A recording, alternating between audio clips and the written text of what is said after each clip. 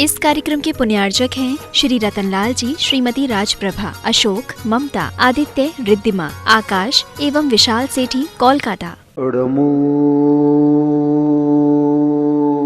अरिहंताडम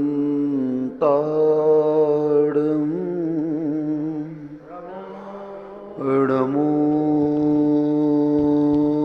सिद्धाडम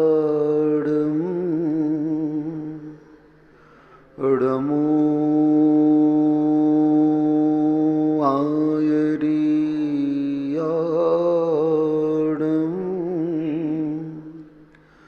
अडमो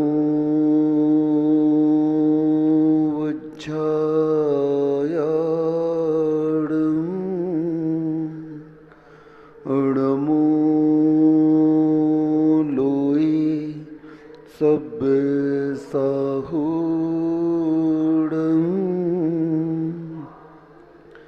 हानित घटती आयु है पर पाप मति घटती नहीं, आई बुढ़ोती पर विषय से कामना हटती नहीं। मैं यत्न करता हूँ दवामय धर्ममय करता नहीं, दुर्मोह महिमा से ग्रसित हूँ नाथ बच सकता नहीं। जय बोलो 1008 श्री कुंडलपुर के बड़े बाबा की जय। सिरोंज के 1008 बाहुबली भगवान की जय। परम पूज्य संत शिरोमणि आचार्य भगवान श्री विद्यासागर जी महाराज की जय। परम पूज्य निर्यापक मुनि श्री सुधासागर जी महाराज की जय। अनादिकाल से यह जीव संसार परिभ्रमण करता आ रहा है और इस संसार परिभ्रमण का मूल कारण क्या है, आज तक उसने इस विषय पर विचार नहीं किया है और इसी का अंजाम यह निकल रहा है, वह जन्म जरा और मृत्यु के चक्कर में फंस करके इस संसार सागर में गोते लगाता आ रहा है। आज हमें अपनी उस परिभ्रमण की जो कथा है उसे इति करने का समय है। संसार परिभ्रमण को समाप्त करना ही इस आत्मा का मूल लक्ष्य है।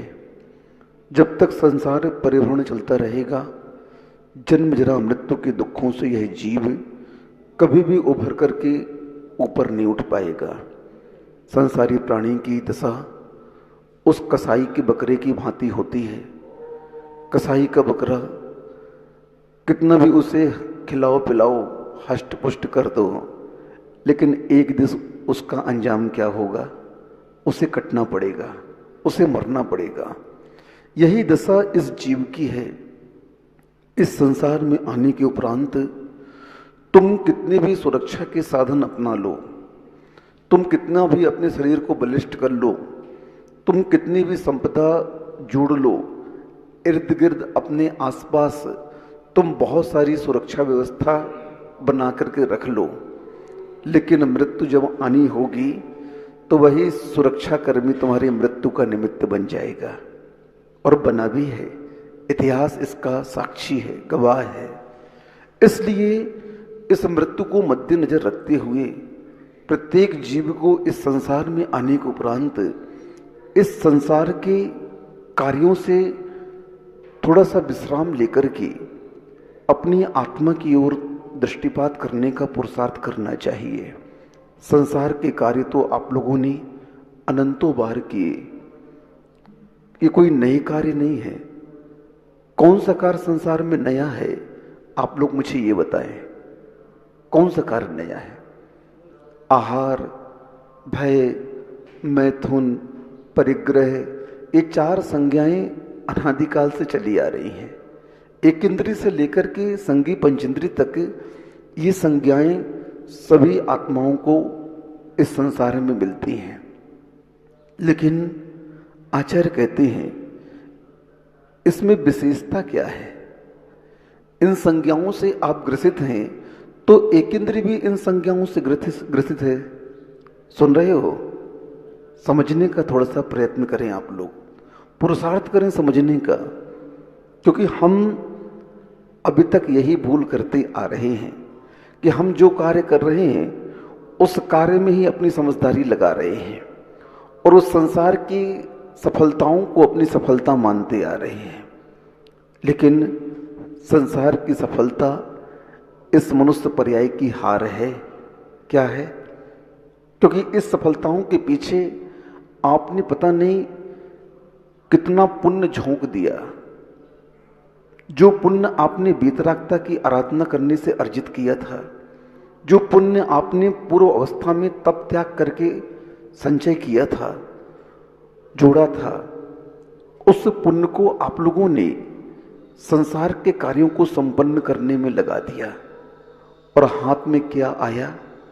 क्योंकि संसार के कार्यों की सफलता के पीछे पुण्य होता है, लेकिन उन कार्यों के संपादन में पाप का संचय होता है। समझो थोड़ा सा, क्या कहा मैंने? संसार की कार्यों की सफलता के पीछे पुण्य का हाथ होता है, लेकिन उन कार्यों की संपादन में, उन क्रियाओं के करने में सावध्य निश्चित ही होता है। पाप का आरंभ सारंभ निश्चित ही होता है, पाप का आश्रय बंध निश्चित होता है और उसे कोई भी रोक नहीं सकता। क्योंकि संसार के कार्य जब हम करते हैं तो उस समय राग द्वेष की चरम सीमा हुआ करती है, मोह की चरम सीमा हुआ करती है। क्योंकि आप उस कार्य के संपन्न करने में क्या चाह करते हो, मुझे ये बताओ कि मेरा कार्य सफल हो जाए। क्या हो जाए?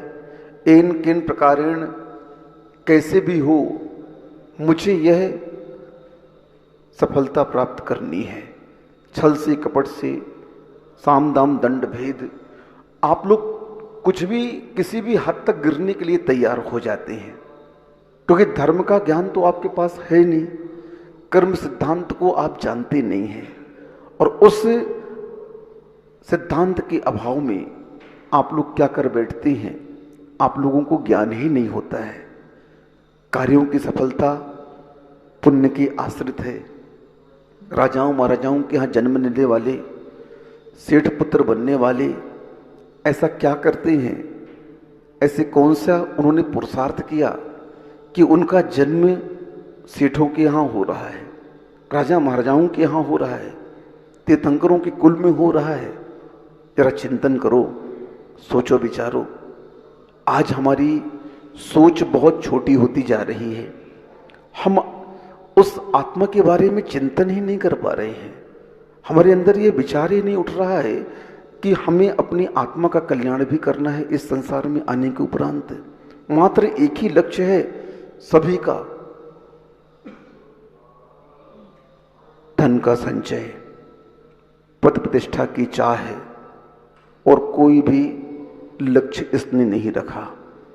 और इसका अंजाम क्या निकला, मुझे बताने की जरूरत नहीं है। आप सभी के समक्ष यह संसार है और आप इस संसार में रह रहे हो। यहाँ की प्रतिक्रिया आप देख रहे हो। आप स्वयं यहाँ के एक सदस्य हो। क्या हो? हाँ। और इस सदस्यता से आप लोगों को यह परिचय कराने की आवश्यकता नहीं है कि इस संसार के कार्यों में कितनी तकलीफें होती हैं।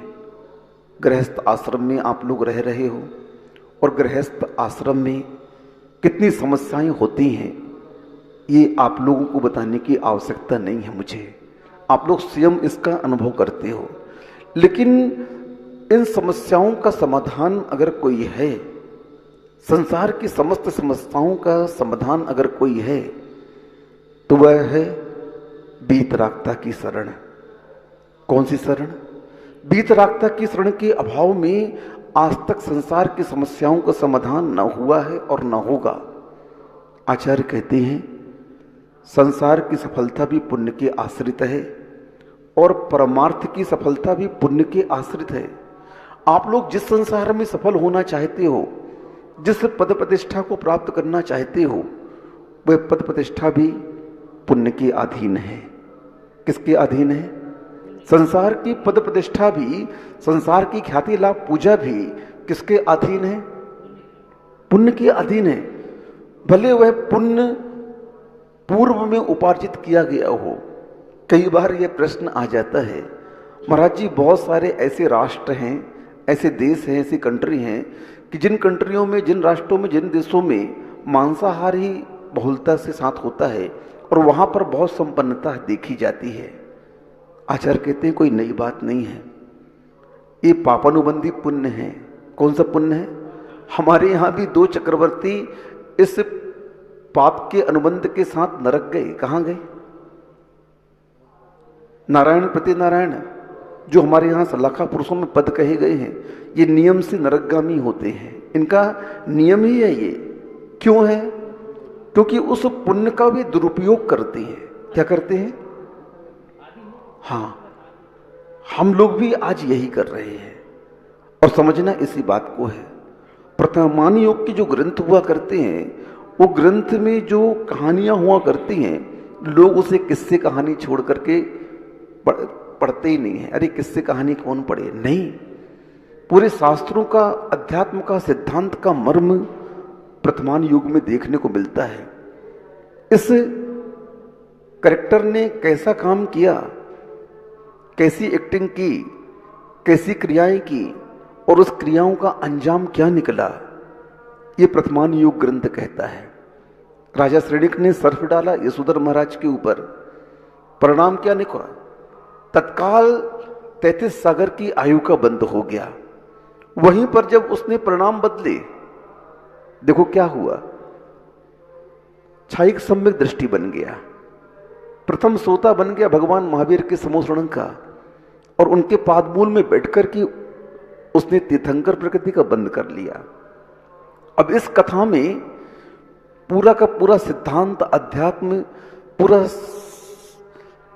जनवाणी का सार आ गया कि देखो उस जीव ने जब विकार युक्त परिणाम किए, निकृष्ट परिणाम किए, धर्म से च्युत था, तो उस समय उसने नरकायु का बंध किया।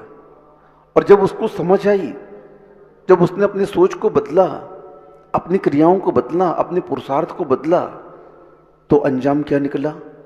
जब समीचीन मार्ग पर वह आया, क्षायिक सम्य दृष्टि हुआ, भगवान का पादमूल मिला, तो परिणामों की विशुद्धता से उसने तीर्थंकर प्रकृति का बंध कर लिया। क्या कर लिया? आगे आने वाली 24वीं में प्रथम तीर्थंकर बनेगा राजा श्रेणिक, महापद्म नाम का। अब उसकी चारित्र को पढ़ने से हमें यह सीख मिलती है कि देखो उसने कुकृत किया तो उसका अंजाम उसी नरकायु का बंध हुआ। क्या हुआ? और उसने धर्म किया, पश्चाताप किया, ओहो मैंने ये क्या कर दिया। 33 सागर की आयु 84,000 वर्ष में बदल गई। किस में बदल गई? ये किसका परिणाम है? पश्चाताप का परिणाम है, निंदा ग्रह आलोचना का परिणाम है, अपने परिणामों को पवित्र बनाने का परिणाम है। धर्म हमें यही सिखलाता है कि हमें प्रतिपल अपने परिणामों को परखते रहना चाहिए, अपने परिणामों को पढ़ते रहना चाहिए। स्वाध्याय और कोई वस्तु नहीं है। आप लोग प्रवचन सुन रहे हो, इसका सार भी यही है। जो कोई भी जिन जिन व्रतों का पालन कर रहा है, उन व्रतों का सार भी यही है। हमारे गुरुजी हमेशा कहते हैं कि भले ही आप उच्च क्वालिटी की साधना कर पाओ या नहीं कर पाओ, चाहे वह श्रावक हो, चाहे वह अणुव्रती हो, चाहे वह महाव्रती हो, सभी के लिए हमारे आचार्य जी कहते हैं कि आप लोग भले ही उत्कृष्ट साधना कर पाओ या नहीं कर पाओ, लेकिन परिणामों को निर्मल बनाने का पुरुषार्थ तो सभी को करना चाहिए। अब इस परिणामों को निर्मल बनाने के पुरुषार्थ में कौन सा व्यायाम तुम्हें करना पड़ रहा है, कौन सा त्याग तुम्हें करना पड़ रहा है, मुझे बताओ। परिणामों को निर्मल बनाने के लिए, पवित्र बनाने के लिए आप लोग को कौन सी मेहनत करनी पड़ रही है, कौन सा रस परित्याग करना पड़ रहा है, कौन सा उपवास करना पड़ रहा है, बताओ, करना पड़ रहा है क्या? लेकिन नहीं, हम अपने इन परिणामों को बुरी दिशा में ही लगाते हैं। कई बार आप लोग कहते हो महाराज क्या करें, नमोकार मंत्र की माला फेरते हैं और मन यहां वहां दौड़ता है, पता नहीं कहां कहां की बातें याद आती हैं। कब किए थे वो पाप, 50 साल बीत गए और सामने चलचित्र की तरह स्पष्ट दिखाई देते हैं। हाँ, दिखाई देंगे, देंगे। क्यों देंगे? आपने किए हैं और आपकी मेमोरी में वो भरे हुए हैं और वो उदय में आते हैं। लेकिन भगवान की भक्ति, पूजा, आराधना, जप, ताप, संयम, त्याग आदि जो भी हम करते हैं, वही एक अकेला माध्यम है उन कर्मों को सत्ता से निकालने का। कर्म सत्ता से निष्कासित कब होंगे, जरा सोचो। क्या विषय भोगों को करते हुए कर्म निष्कासित होंगे सत्ता से? क्या संसार के कार्यों को करते हुए कर्म सत्ता से निकलेंगे? नहीं, ये ऐसे नहीं निकलेंगे। जब घर में सांप घुस जाता है तो आप उसे कैसे निकालते हो, बताओ ना। कितनी आपको मेहनत करनी पड़ती है, कितना पुरुषार्थ करना पड़ता है। भयभीत होकर के बैठे रहते हो। जिस कमरे में सर्प घुस जाए उस कमरे में आप लोग प्रवेश भी नहीं करना चाहते हो। करना चाहते हो क्या? क्यों नहीं करना चाहते हो? वो हमें डस लेगा, हम मर जाएंगे। ओहो, उस सांप के भय से आप भयभीत हो, उस सर्प के भय से आप भयभीत हो कि मुझे डस लेगा, लेकिन अपने परिणामों से आप भयभीत नहीं हो।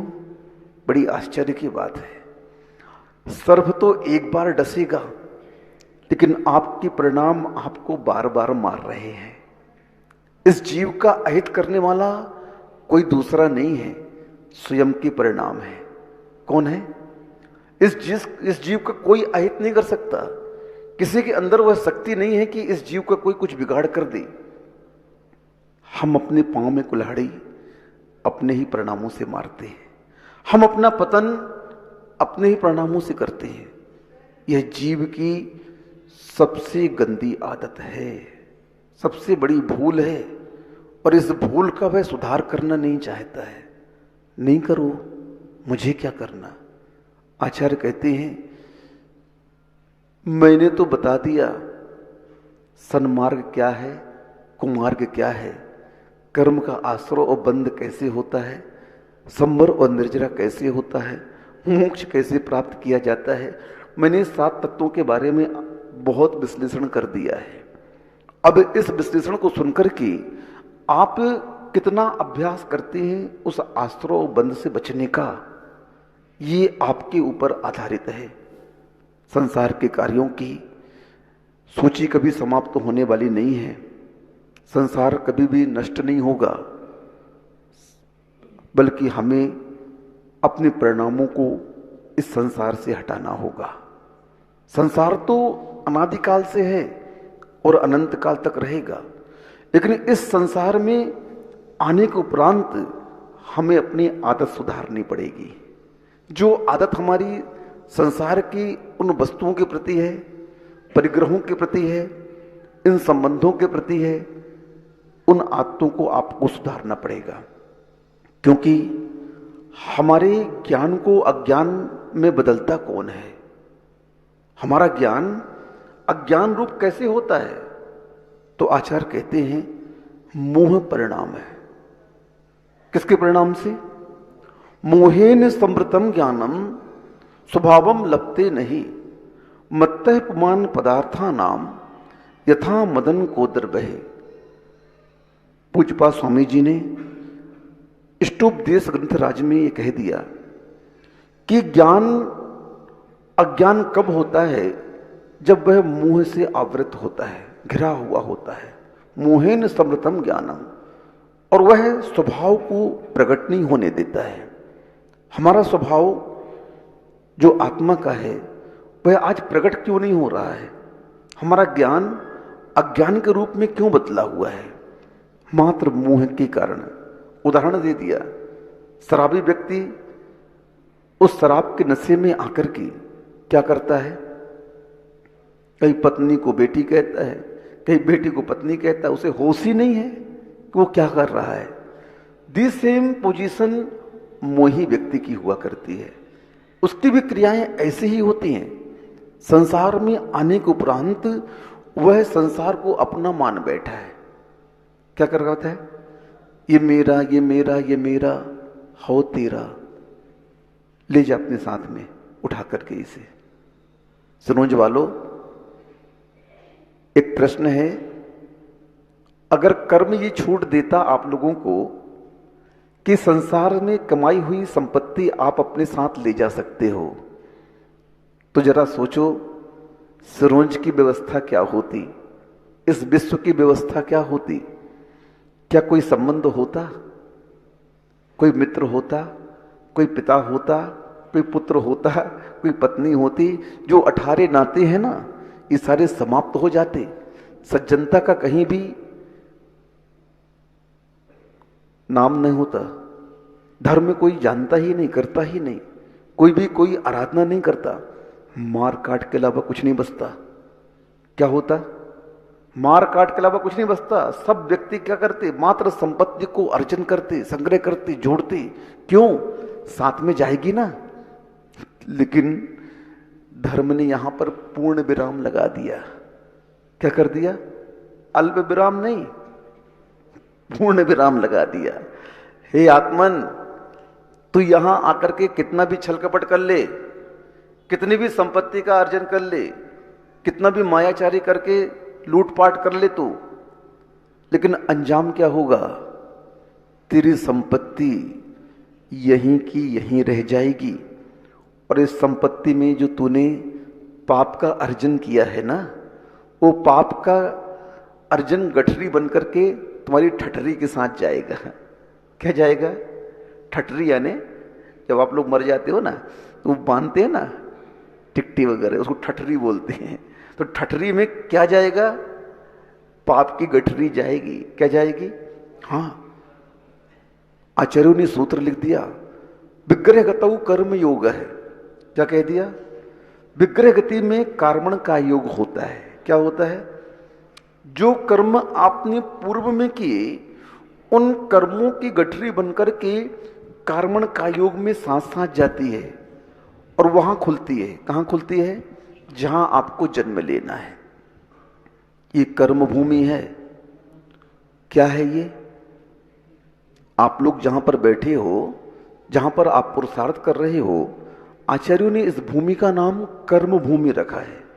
क्या रखा है, और कर्म भूमि पर फल के लिए श्रम सबको करना पड़ता है। भोग भूमि होती है एक, भोग भूमि में कोई भी श्रम नहीं करना पड़ता है। वहां पर कल्प वृक्ष होते हैं और उन कल्प वृक्षों के माध्यम से मनचाही वस्तु आपको प्राप्त हो जाती है। आपको जो भी चाहिए वो कल्प वृक्ष आपको दे देते हैं। क्या करते हैं, 10 प्रकार के कल्प वृक्ष हैं, वस्त्र भी दे देंगे, भोजन पान भी दे देंगे, फूल मालाएं भी दे देंगे। जो कुछ भी भोग की सामग्री है, सभी सामग्री वह कल्प वृक्ष आपको दे देगी। लेकिन वहां पर मोक्ष का पुरुषार्थ नहीं है। सुन रहे हो, नरक गति में, तिर्यंच गति में, देव गति में और मनुष्यों में भोग भूमि और म्लेच्छ खंड में मोक्ष का पुरुषार्थ बिल्कुल भी नहीं है। वहां का जीव गुणस्थान की अपेक्षा से अगर ऊपर उठता है तो तिर्यंच गति का जीव प्रथम गुणस्थान से पंचम गुणस्थान तक उठ सकता है।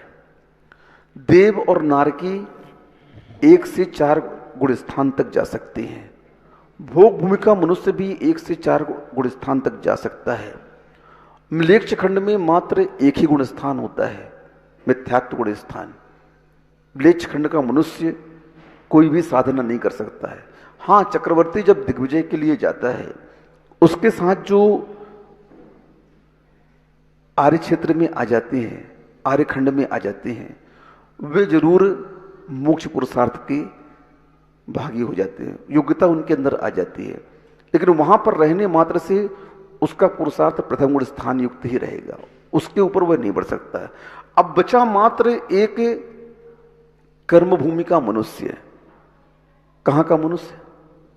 हां, आपके अंदर वह योग्यता है कि अगर आप थोड़ी सी समझदारी ले लो, धर्म से थोड़ा सा उपयोग अपना आप साकार बना लो, तो फिर काम हो जाएगा।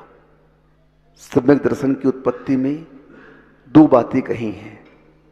सम्यक दर्शन जब कभी भी प्राप्त होगा आप लोगों को, चाहे वह नारकी हो, चाहे त्रियंच हो, चाहे देव हो और चाहे मनुष्य हो, चारों गतियों के जीवों को सम्यक दर्शन प्राप्त करने की योग्यता है। सुन रहे हो? समझ में आ रहा है? हाउ तो कहो, समझ में आ रहा है? क्या कह रहे हैं हम? महाराज जी सम्यक दर्शन क्या होता है? अभी प्रश्न कर लो। सम्यक दर्शन जानते हो क्या होता है? जैनियों से पूछ रहा हूं, जानते हो सम्यक दर्शन क्या होता है? मिथ्या दर्शन जानते हो क्या होता है? अरे कुछ तो बोलो आप लोग। सम्यक दर्शन को जानते हो क्या होता है? नहीं जानते सम्यक दर्शन क्या होता है? मिथ्या दर्शन क्या होता है? माताओं, अरे जब ये दो परिभाषा नहीं जानोगे आप लोग, विश्व के जैनियों सुनो थोड़ा सा, सरोज वाले अभी ये नहीं जानते मिथ्या दर्शन क्या होता है और सम्यक दर्शन क्या होता है। ओहो, विचारणीय बात है ये तो। सबसे पहले आप लोग इन दो शब्दों की परिभाषाओं को जाने। मिथ्या दर्शन क्या होता है? विपरीत श्रद्धान का नाम मिथ्या दर्शन है। सुन रहे हो? मिथ्या दर्शन किसका नाम है? सदृष्टिक ज्ञान वृत्तानि धर्मम धर्मेश्वरा विदुः यदीय प्रत्यनीकानि भवन्ति भव पद्धति श्रद्धानम परमार्थाना माप्तागम तप्रोभृताम त्रिपुड़ा पूर्णमष्टांगम सम्यक दर्शन मस्म्यहम्। सम्यक दर्शन क्या है? श्रद्धानम परमार्थानाम, हमारा श्रद्धान सच्चे देव गुरु शास्त्र के प्रति होना चाहिए। सुन रहे हो? हमारा श्रद्धान कहां होना चाहिए? सच्चे देव गुरु शास्त्र के प्रति जब हमारा श्रद्धान होगा, तीन मूर्ताओं से रहित, 8 अंगों से सहित, 25 दोषों से रहित, वह सम्यक दर्शन हुआ करता है। और जब यह जीव आत्मा इस सत्य को जान जाता है, अन्यथा शरणम नास्ति तमेव शरणम मम तस्मात् कारुण्य भावेन रक्ष रक्ष जिनेश्वर। हम कभी भी अपने परिणामों को वीतरागता की शरण के अलावा कहीं नहीं लेके जाएंगे। इस संसार में अगर कोई रक्षक है तो वीतरागी प्रभु के अलावा कोई रक्षक नहीं है। संसार में अगर कोई शरण है तो वीतरागी प्रभु के अलावा कोई शरण नहीं है। आचार्यों ने उदाहरण दिया सम्यक दर्शन के ऊपर लेकर के। पूज्यवर समंतभद्र स्वामी जी ने एक चांडाल का उदाहरण दिया। किसका दिया? हमारे पूज्यवर समंतभद्र स्वामी जी के उदाहरण बिल्कुल अलग हैं।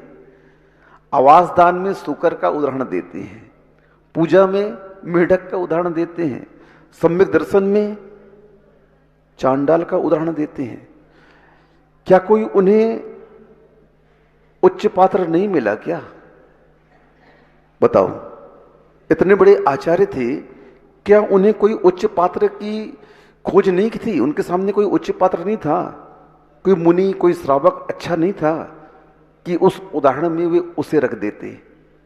लेकिन नहीं, आप लोगों को समझाने के लिए, क्योंकि आप लोग अपने आप को बड़ा बुद्धिमान मानते हो, बहुत चतुर मानते हो, बहुत होशियार मानते हो, बड़ा उच्च कुल का मानते हो।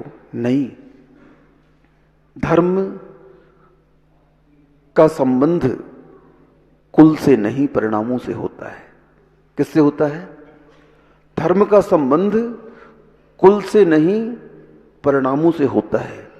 और उस चांडाल के परिणाम जब सुधरे, क्या किया उसने? मात्र एक अष्टमी चौदस को हिंसा का त्याग किया उसने। किसका त्याग किया? कि मैं किसी को मारूंगा नहीं, लेकिन उस त्याग का महत्व कब प्रकट हुआ? जब वह उस नियम को नहीं तोड़ता है कि चाहे मृत्यु भी आ जाए, मैं इस नियम को खंडित नहीं करूंगा, नहीं तोड़ूंगा। और जब उसकी परीक्षा हुई और परीक्षा के दौरान जब उसे मृत्यु दंड दिया गया, तो उसने अपनी जान की परवाह न करते हुए मृत्यु को स्वीकार कर लिया। आप में साहस है क्या इतना? णमोकार मंत्र सिद्ध नहीं हो रहा है, आज करोड़ों मालाएं फेर रहे हैं, और उस अंजन चोर को कैसे सिद्ध हो गया? आड़म ताड़म कछु न जानम, सेठ वचन परमाणम। इतने मात्र से उसे सिद्ध हो गया। क्यों? क्योंकि उसका श्रद्धान इतना अडिग था कि नहीं, सत्य है, सेठ के वचन है, सेठ धार्मिक है, और अन्यथा वादनो जना, वो अन्यथा नहीं बोलेगा। जिनेंद्र भगवान के वचन कभी अन्यथा नहीं होते। इतना श्रद्धान था उसके अंदर, इतना विश्वास था, इतनी आस्था थी, तभी वह सिद्ध हो गया। तुम लोगों के अंदर इतनी श्रद्धा बची ही नहीं धर्म के प्रति। आज थोड़ी सी प्रतिकूलताएं आती हैं और उन प्रतिकूलताओं में आप लोग धर्म को खुटिया में टांग देते हो और यहां वहां झोली वाले बाबा के पास चले जाते हो। बताओ, है कि नहीं सही बात? गंडा ताबीज का उपयोग कर लेते हो। नहीं, यही हमारी परीक्षा की घड़ी हुआ करती है। हां, कर्म सिद्धांत कहता है कि आपने जिस पाप कर्म का बंध किया है, जिस पुण्य कर्म का बंध किया है, उसका फल आपको नियम से भोगना ही पड़ेगा। उसको काटने में अगर कोई सक्षम है तो मात्र दो लोग सक्षम हैं, एक बीतरागी प्रभु और दूसरे तुम्हारे पवित्र परिणाम। कौन? मां के, आपके स्वयं के पवित्र परिणाम और सच्चे देवगुरु शास्त्र की शरण, यही आपके उन कर्मों को काटने के मूल निमित्त हैं। इसके अलावा और कोई भी हमारे कर्मों को काट नहीं सकता, कोई भी उन कर्मों की सत्ता को जड़ से उखाड़ नहीं सकता। ये श्रद्धान हमारा समीचीन होना चाहिए। आज इस भौतिक युग में हम थोड़े थोड़े प्रतिकूलताओं के कारण धर्म को छोड़ देते हैं, धर्म को हम अनदेखा कर देते हैं, और कई लोग इस भौतिकता की चकाचौंध में आकर के अभी धर्म की शुरुआत ही नहीं की। कई श्रावक यहां पर होंगे जो मंदिर भी नहीं आते, बहुत मंदिर आते हैं तो पूजन नहीं करते। मंदिरों में कितनी लाइन लगी हुई है देख लो। राजस्थान में तो हमारे महाराज ने बहुत कुछ प्रभावना की, और ये तो मध्य प्रदेश है, ये तो मेरे गुरुजी का कर्म क्षेत्र है। उनकी प्रभावना तो चारों दिशाओं में है, लेकिन देखो तो हमारे आचार्य महाराज ने अपना क्षेत्र कौन सा चुना? बुंदेलखंड चुना। राजस्थान में दीक्षा हुई, कर्नाटक में जन्म हुआ, और साधना कहाँ की? आपके बुंदेलखंड में। और हम लोग बिगड़ जाएं तो सोचो धर्म का स्वरूप क्या होगा। मैं राजस्थान में 6 साल रहा है, 6 चतुर्मास पूज्य महाराज जी के सानिध्य में मैंने उनकी साथ रह करके किए, और वहां के लोग यही कहते हैं, राजस्थान के लोग, भैया धर्म देखना है तो बुंदेलखंड में देखो। कहाँ देखो? अब मैं उन्हें अपनी मन की बात क्या बताऊं कि हमारा बुंदेलखंड भी बिगड़ गया। क्या हो गया? अब यहां भी भौतिकता की वह लहर चल पड़ी है। यहां के बच्चे भी अब धर्म से विमुख होते जा रहे हैं। थोड़ा सा हमें समझना है। आप लोग अपने बच्चों को धर्म से अलग कर रहे हैं। मैं पहले कह चुका हूं कि हमारे पतन का कारण हमारा स्वयं का परिणाम है और कुछ नहीं है। अगर हम अपने परिणामों को धर्म से अलग कर देंगे तो पतन होते देर नहीं लगेगी आपका। इसलिए हमें धर्म से जुड़कर रहना है, धर्म की क्रियाओं को करते रहना है। ये तीर्थों का विकास, ये सिद्ध क्षेत्र, ये अतिशय क्षेत्र सामान्य नहीं हुआ करते हैं। इन तीर्थ क्षेत्रों की वंदना मुनिराज करने आते हैं, उन सिद्ध क्षेत्रों की वंदना मुनिराज करने जाते हैं। क्यों करने जाते हैं? ये सब हमारे कर्मों के नाश करने के साधन हैं। आप इसे सामान्य मत समझे। गांव का मंदिर रहेगा और क्षेत्र का मंदिर रहेगा। गांव का मंदिर समाज का होता है और क्षेत्र का मंदिर पूरे विश्व का होता है। किसका होता है? हाँ, आज जिनोदय तीर्थ क्षेत्र जो बना है ना, क्या मात्र सिरोंज का है क्या? ये नहीं। गांव के मंदिर में अलग अलग अध्यक्ष मंत्री होंगे, लेकिन यहां पर तो सारे विश्व के लोग सदस्य हैं। हमें भी अपने क्षेत्र के विकास के लिए, क्योंकि पंचम काल में हम कुछ नहीं कर सकते, ज्यादा शक्ति आपके पास में नहीं है, लेकिन आचार्य कहते हैं ज्यादा साधना आप नहीं कर पा रहे हो, लेकिन कम से कम जो पूर्वोपार्जित पुण्य के उदय से धन संपदा आपके जीवन में आई है, उस धन संपदा का उपयोग आप इन तीर्थ क्षेत्रों के निर्माण में करें, इन तीर्थ क्षेत्रों के संरक्षण में करें। अगर इतना भी हमने कर लिया तो आचार्य कहते हैं तुम्हारी मति सही चल रही है। क्या चल रही है? और जिसकी मति सही चल रही है उसकी गति भी बहुत अच्छी होगी, क्योंकि इस जीव को यह मालूम है। बात नहीं करो बच्चों, सुनो, क्योंकि यहां नहीं सुनोगे ना फिर कहीं तुम्हें सुनना भी नहीं है, क्योंकि स्वाध्याय तो आपको करना नहीं है, प्रवचन सुनना नहीं है, समझना कुछ है नहीं। तीर्थों का जो संरक्षण करता है, धर्म उसका संरक्षण करता है। हमें भी जो भी क्रियाएं हम कर रहे हैं धर्म की, कोई एहसान नहीं कर रहे हो आप। आपने तीर्थ बनाया, आपने मंदिर बनाया, आपने इसकी रक्षा की, ये कोई एहसान नहीं है, बल्कि धर्म ने तुम्हारे ऊपर एहसान किया। एक मौका दिया तुम्हें, आपको, कि सुनो, तुम अपनी सुरक्षा करना चाहते हो, तुम अपनी रक्षा करना चाहते हो, तो मेरी रक्षा करो। धर्म की जो रक्षा करता है, धर्म उसकी रक्षा करता है। क्या है? जो धर्म की रक्षा करता है, धर्म उसकी रक्षा करता है। आज हम जो धर्म, हमारे पुण्य से जो आज इस कलिकाल में, इस पंचम काल में जो तीर्थ मिले, जो सिद्ध क्षेत्र मिले, उनका संरक्षण करने का दायित्व भी आपका है। हम तो मुनि हैं, हमारे पास में मात्र वचन शक्ति है। उस वचन शक्ति के माध्यम से हम आपको धर्म की बातें कह सकते हैं, उस वचन शक्ति के माध्यम से सत्य का साक्षात्कार करा सकते हैं, लेकिन उनकी रक्षा का दायित्व तो आपका ही है। और आप लोग इस कार्य में अगर आगे आते हैं तो नियम से आपकी सद्गति अवश्य होगी। परिग्रह पाप का मूल कहा गया है, पर आप लोग इसे पाप मानते ही नहीं हैं।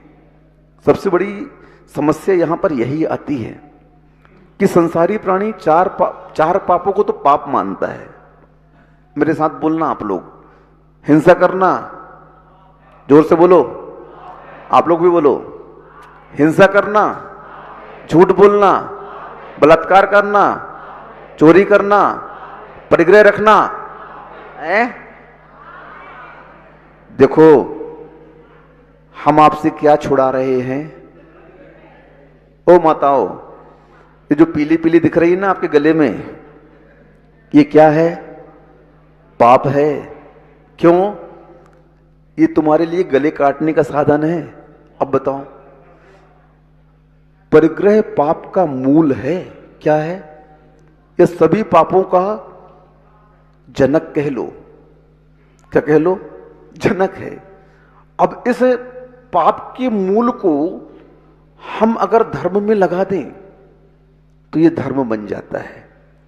धन धर्म बन सकता है जब आप इस धन को उन आयतनों के निर्माण और संरक्षण में लगा दें।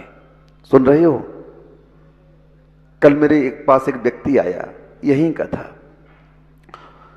बहुत ज़्यादा बड़ा आदमी नहीं है, मध्यम वर्गीय होगा, नौकरी करता है। बोले महाराज जी मेरे भाव हैं कि यहाँ पर मैं तीर्थ रक्षा का सदस्य बनूं, लेकिन मेरी पत्नी मना कर रही है। हम बोले भवानी है, मनाओ, मान जाएगी। हम बोले आप क्या करते हो? बोले नौकरी करता हूँ, 10-12 हज़ार रुपये मेरी तनख्वाह है और मेरे बहुत भाव हैं, मैं दे दूंगा महाराज जी 5-6 साल में खर्चा काट करके। उसके परिणाम सुनकर के मुझे बहुत अच्छा लगा कि देखो 10-12 हज़ार की नौकरी कर रहा है ये, और इसके भाव कैसे हैं कि मैं यहाँ पर तीर्थ का संरक्षक बनूं। क्या बनूं? मैंने बोले एक काम करो, तुम दान मत दो, घर में झगड़ा हुआ क्या मतलब, या फिर अपनी भवानी को मना लो, ये भवानियां बैठी हैं, बना लो इनको। बोले ठीक है महाराज जी। और फिर सुबह सुबह मुझसे बात करके गया और शाम को आके कहता है महाराज जी मान गई। हम बोले बहुत अच्छी बात है, बहुत अच्छी बात है। कम से कम उसको यह ज्ञान हो गया कि ये कार्य गलत नहीं है। इतिहास में एक पात्र आता है अतिमव्यय। दक्षिण की एक महिला थी, माताओं सुनना आप लोग, दक्षिण की एक महिला थी अतिमव्यय।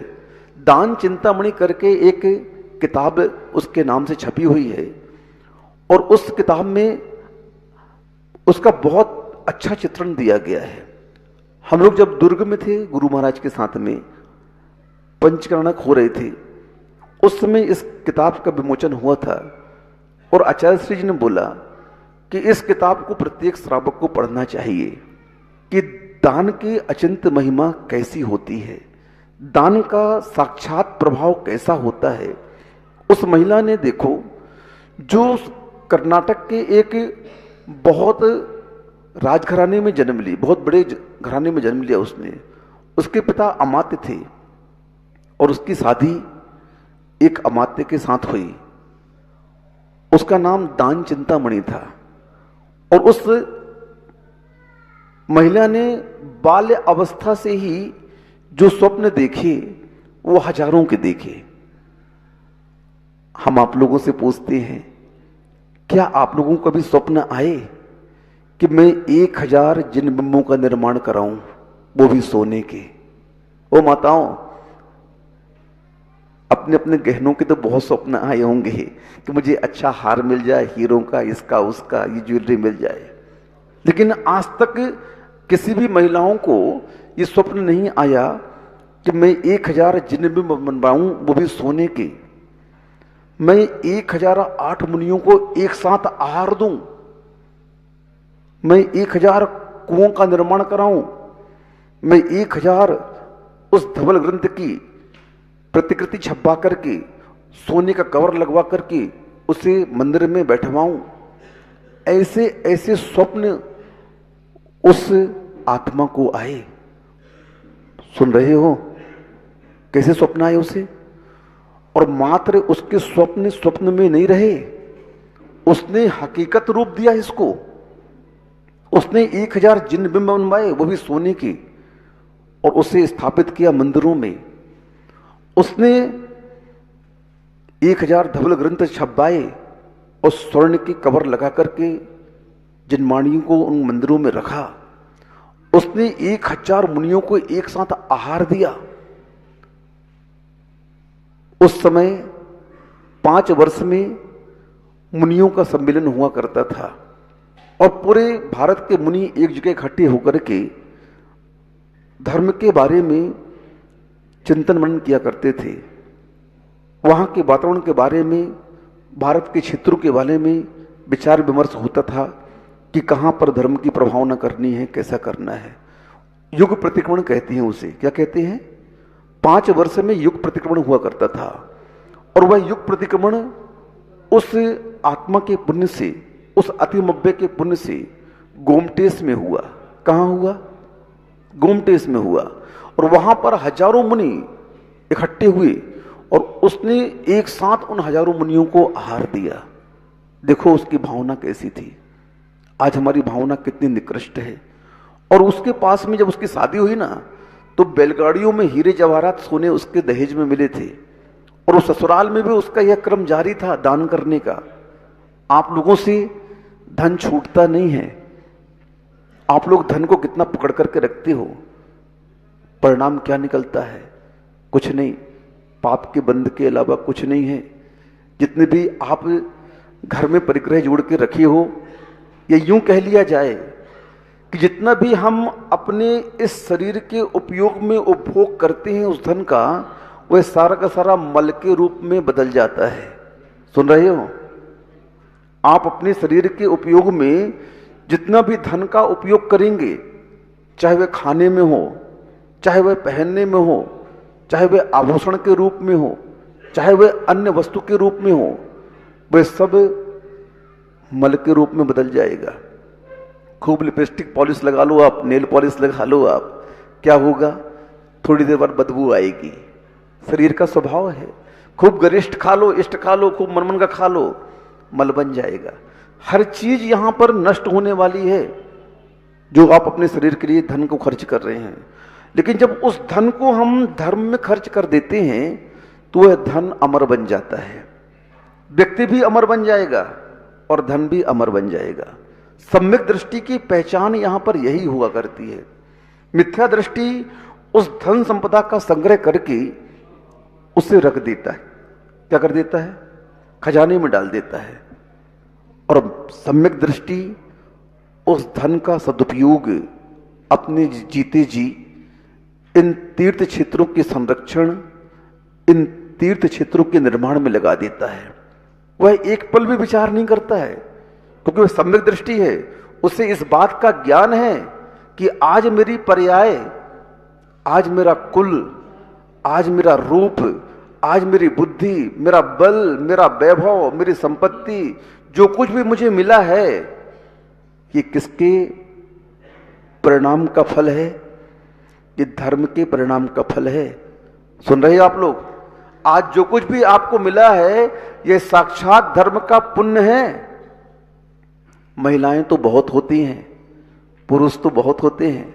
परसों मैं मंदिर गया था बस्ती में, वहां पर मैंने ये बात कही थी कि अगर आप इस महिला के पर्याय के साथ में जरा चिंतन करना माताओं, बुरा मत मानना मेरी बात का। सत्य कड़वा होता है, औषधि कड़वी होती है। कड़वा समझ करके, औषधि समझ करके इसे पी लेना और समझना, और अपने चिंतन की धारा को मेरी बातों से जोड़ने का प्रयत्न करना। आप लोग भी, पुरुष वर्ग भी। मैं जो कहना चाह रहा हूं बुरा मत मानना उस बात का। अगर आप पुरुष पर्याय के साथ में मेहतर चमार के यहां नीच कुल में पैदा होते तो क्या कर रहे होते? मुझे बताओ, क्या कर रहे होते आज? ओ, सब कैमरे में जो देख रहे हो आप लोग से भी कहना है, जो घर घर में देख रहे हो, माताओं, आप अगर रोटी वाली होती, बर्तन मांजने वाली होती, उस कुल में जन्म लिया होता। वो तो महिलाएं हैं बेचारी, बेलदारी कर रही है, खेतों में काम कर रही है।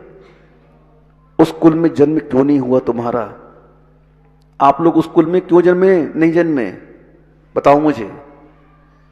क्योंकि आप लोग पुण्यात्मा हैं। क्या है? पुण्यात्मा है आप लोग। पूर्व में सभी ने बहुत दान किया है। जितने जैन कुल में जन्म लेने वाले हैं ना, आपका मैं जन्म कुंडली बता रहा हूं, आपके पूर्व भाव के बारे में वर्णन कर रहा हूं, क्योंकि आपका पूर्व भाव इतना इतना इतना धर्ममय था कि उस पूर्व भाव के परिणाम स्वरूप तुम्हें नीच गोत्र नहीं मिली। तुम निम्न कार्यों को करने वाले नहीं बने, क्योंकि जो सम्यक दृष्टि होता है वह नीच गोत्र में जन्म नहीं लेता है, दरिद्र नहीं बनता कभी भी। आप लोगों की संपन्नता ये बता रही है कि आप लोगों ने पूर्व में बहुत बहुत दान किया होगा। हां, श्रावकाचार्य में एक श्लोक आता है, उच्चैर गोत्रम प्रणते भोगो दानादुपासनात् पूजा भक्ते सुंदर रूपम स्तवनात् कीर्ति तपोनिधिषु। जो सम्यक दृष्टि जीव इन तपोनिधि को, इन पंच परमेष्ठियों को प्रणाम करता है, उसे उच्च गोत्र की प्राप्ति होती है। उच्चर गोत्रम प्रणते भोगो दाना, जो आज आपको वर्तमान में भोग मिल रहे हैं, ये किसका परिणाम है? दान का परिणाम है। आपने पहले बहुत दान दिया है और उस दान के परिणाम स्वरूप आज भोग मिल रहा है। भक्ते सुंदर रूपम, तुमने भगवान की भक्ति की, देवगुरु शास्त्र की उपासना की और उसका परिणाम आपको सुंदर रूप मिल रहा है। आपने उनकी पूजा की, उसका परिणाम आज आपकी पूजा हो रही है, ख्याति लाभ आपको मिल रहा है, लोग आपको अच्छा मान रहे हैं। क्यों? क्योंकि हमने पूर्व में उन आराध्य की आराधना की है। हाँ, अब सोच लो आप लोग कि आप लोगों का जन्म वहां क्यों नहीं हुआ? आप लोग सेठानी क्यों बन के यहां आए? क्यों आपको पुनः यह बेतरागी कुल मिला है? सामान्य खेत पर जब हम बबूल डालते हैं तो बबूल के कांटे के पेड़ आते हैं, आम डालते तो आम के पेड़ आते हैं। ऐसे ही कर्म सिद्धांत कहता है कि जिसने जिसकी आराधना की होगी उसको वही कुल मिला है। हम लोगों ने पूर्व में सच्चे देवगुरु शास्त्र की आराधना की, भक्ति की, पूजा की, और आज उस भक्ति पूजा का परिणाम हमें पुनः वह कुल मिला जिस कुल में हम उस कर्म की संतति, उस कर्म की परंपरा को नाश कर सकते हैं। वो कुल मिला हमें, वह कुल मिला जो यह कहता है कि प्रत्येक आत्मा में भगवान बनने की योग्यता है। वह कुल हमें नहीं मिला जिस कुल में माल भक्त रहते हैं। हमारा कुल तो वह है जिस कुल में भगवान भी बन सकते हैं, हम मात्र भक्त नहीं रह सकते हैं। तो ये सब कुछ हमें क्यों मिला? हमने पूर्व में बहुत उदारता के साथ इन पात्रों को दान दिया, इन पात्रों की सेवा की, इनकी सुरक्षा की, और उसका परिणाम हमें आज पुनः यह मिला। लेकिन अगर आप अपने विचारों को संकीर्ण बनाएंगे, मात्र भोगों में धन खर्च करेंगे और धर्म की रक्षा के लिए आप पीछे हटेंगे, तो ये परिणाम आपके स्वयं आपके पतन का कारण बन जाएंगे। शक्ति को छिपा करके अगर कोई कार्य धर्म के किए जाते हैं तो उसका प्रतिफल भी उतना ही मिलेगा। कितना मिलेगा? अरे भैया, जितना खेत है उतना बीज तो डालना पड़ेगा कि नहीं डालना पड़ेगा? अब तुम 10 बीघा के खेत में 1 किलो सरसों डालोगे तो क्या होगा? जितना बीज डालोगे उतने ही फसल आपके निकलने वाली है, उससे ज्यादा आपके निकलने वाली नहीं है। ये तो नियम ही है। इसीलिए जैन धर्म ने 2 प्रकार के दान बताए, एक नियति दान और एक आकस्मिक दान। सुन रहे हैं आप लोग? कितने प्रकार के दान बताए हमारे यहां? 2 प्रकार के। एक नियति दान, यानी प्रतिदिन आपको दान करना ही है। श्रावक के षट आवश्यक में दान आया है। क्या आया है? सच्चा श्रावक बिना दान दिए एक घूंट पानी भी नहीं पीता। सच्चा श्रावक बिना दान दिए एक घूंट पानी भी नहीं पिएगा। क्यों? मैंने अपने आवश्यक का, अपने कर्तव्य का पालन नहीं किया है, इसलिए मेरे मुख में पानी नहीं जाएगा। ये सम्यक दृष्टि की पहचान है। हाँ, ये नहीं कि बेटी उठे और सीधे बिस्तर में चाय आ गई, नाश्ता आ गया, खाए। ये तो मिलेच्छों की पहचान है। सम्यक दृष्टि पहले उठते ही 59 आवश्यकों की ओर आगे बढ़ता है। नहीं, मुझे दान करना है, मुझे पूजन करना है, मुझे भक्ति उपासना करनी है, मुझे त्याग करना है, मुझे संयम करना है, मुझे स्वाध्याय करना है। ये सब आवश्यक वो पहले करता है और उसके बाद मुख में पानी डालता है। ये सम्यक दृष्टि की पहचान है।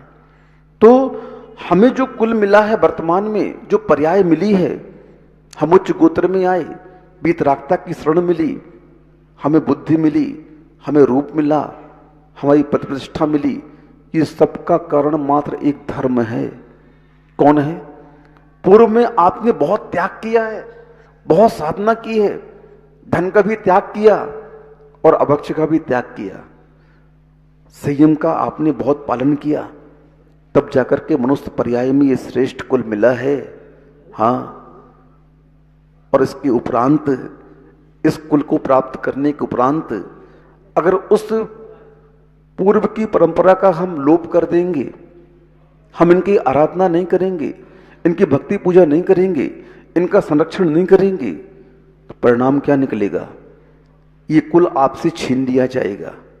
ये पर्याय समाप्त होने पर, इस आयु का अवसान होने पर आपको पुनः निगोद में जाना पड़ेगा। आपको उन निकृष्ट पर्यायों में परिभ्रमण करना पड़ेगा, उन निकृष्ट पर्यायों में जाना पड़ेगा। इसलिए सम्यक दृष्टि को अपनी चिंता होती है। किसकी चिंता होती है? अपनी चिंता होती है।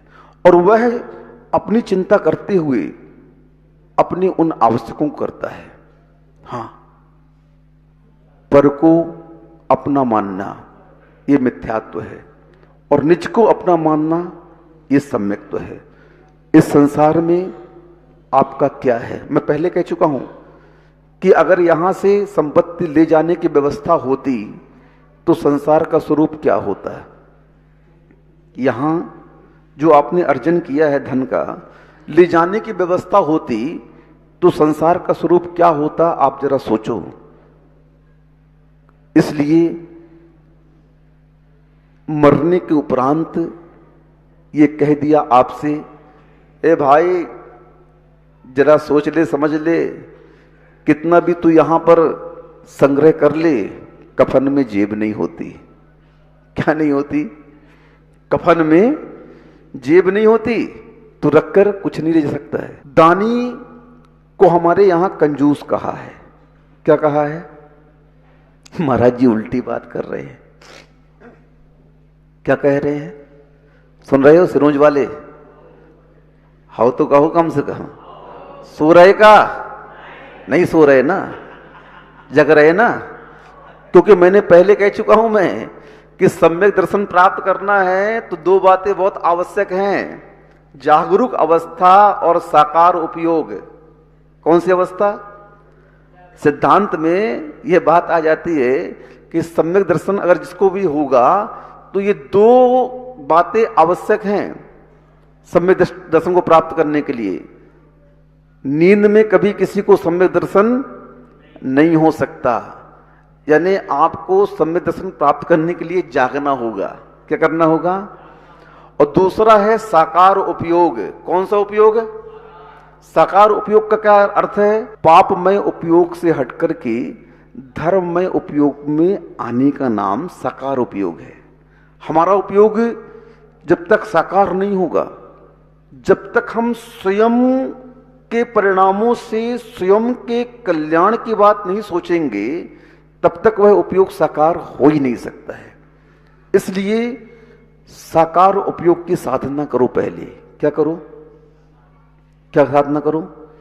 और साकार उपयोग कब बनेगा?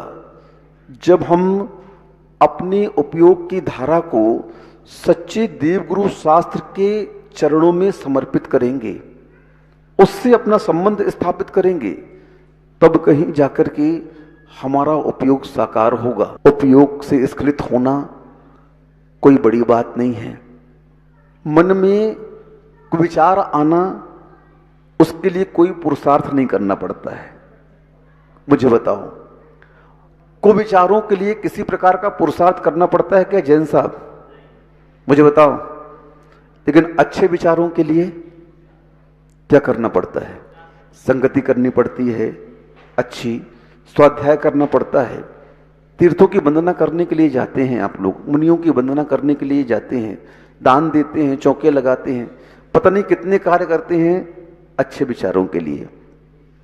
लेकिन वे अच्छे विचार बहुत अल्प समय के लिए आते हैं। किसके लिए? कितना समय रहता है उनका? जब तक आपका अटैचमेंट, जब तक आपका संबंध उन क्रियाओं से है, तब तक आपके विचार अच्छे हैं। लेकिन बुरे विचारों के लिए एक सेकंड में पता नहीं, बस कुछ भी ऐसी दिखी वस्तु और मन में विचार बिगड़ गए। अच्छी पर्याय को प्राप्त करें, अपने परिणामों को निर्मल बनाएं, साक्षात भगवान का समर्पण आपको मिले और उस समर्पण में आप क्षायिक सम्यक दर्शन प्राप्त करके मुक्ति का पात्र बने। इन्हीं भावना के साथ में अहिंसा परमो धर्म की। इस कार्यक्रम के पुण्यार्जक थे श्री रतनलाल जी, श्रीमती राजप्रभा, अशोक, ममता, आदित्य, रिद्धिमा, आकाश एवं विशाल सेठी, कोलकाता।